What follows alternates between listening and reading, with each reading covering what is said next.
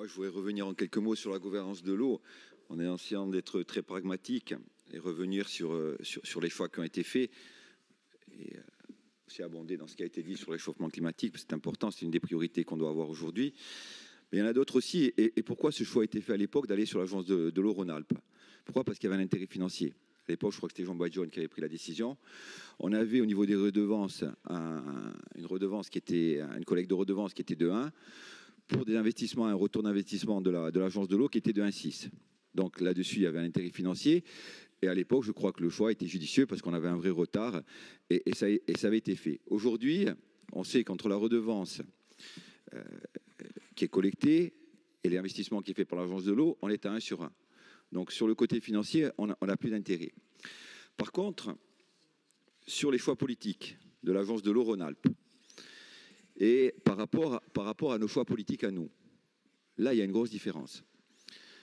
Eux, ils ont une préoccupation qui est majeure, et d'ailleurs, on le voit dans le guide des aides de l'agence Rhône-Alpes, c'est les problèmes de pollution de leurs cours d'eau, que ce soit sur le Rhône, que ce soit tous les cours d'eau qui sont affluents.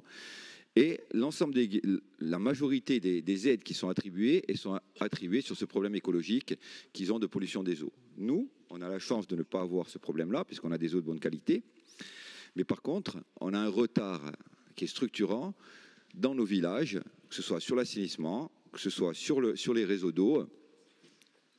Et toute la politique qui est mise en place par la collectivité de Corse actuelle, c'est cette politique d'aller dans les villages pour essayer, on le voit sur la politique, sur le guide des aides du comité des massifs, on le voit aussi sur l'aide aux communes qui a été renforcée.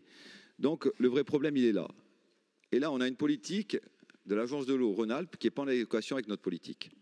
Donc c'est pour ça qu'on a besoin de changement de gouvernance. Et des exemples très simples.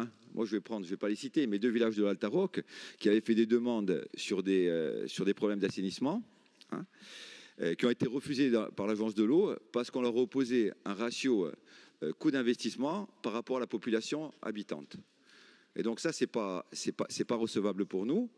Et ensuite, on s'est aperçu qu'il y avait des complexes touristiques de résidences secondaires qui avaient été financés par l'agence de l'eau. Donc la réflexion, elle est là-dessus surtout.